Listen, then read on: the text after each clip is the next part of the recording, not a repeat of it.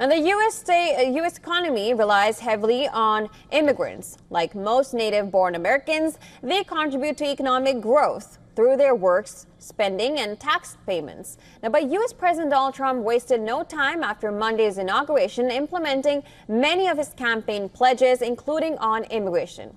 Now, take a look at this next report to know more on the story. Trump signed a series of orders that signal a dramatic change to immigration policy and will usher in new limits to both legal and illegal immigration. The precise impact of immigration on the economy, however, is now again under the microscope.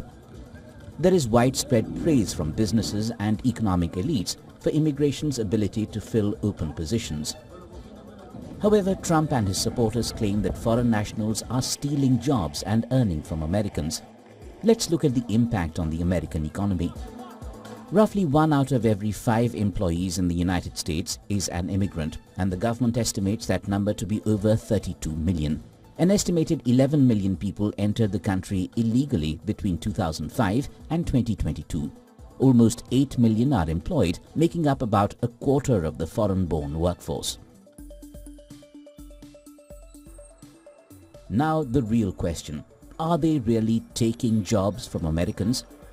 The economy is not a zero-sum game.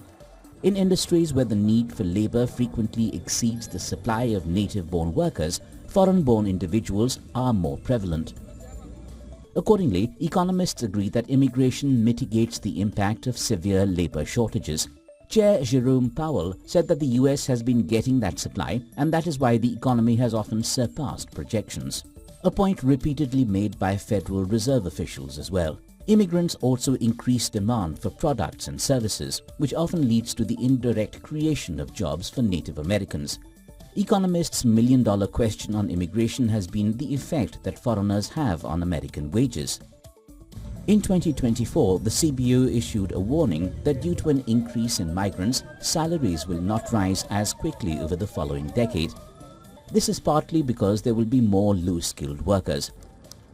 However, a comprehensive research conducted by the National Academies of Sciences, Engineering and Medicine found that when looking at salaries of native-born workers over a period of 10 years or more, the influence of immigration is often very small. The next question is, how do high-skilled immigrants affect the economy? Many of the world's most brilliant people have sought refuge in the United States and have been the backbone for many successful companies. As of 2022, the Migration Policy Institute reported that there were over 14 million immigrants in the US with a bachelor's degree or above. They constitute over 30% of the overall college-educated population.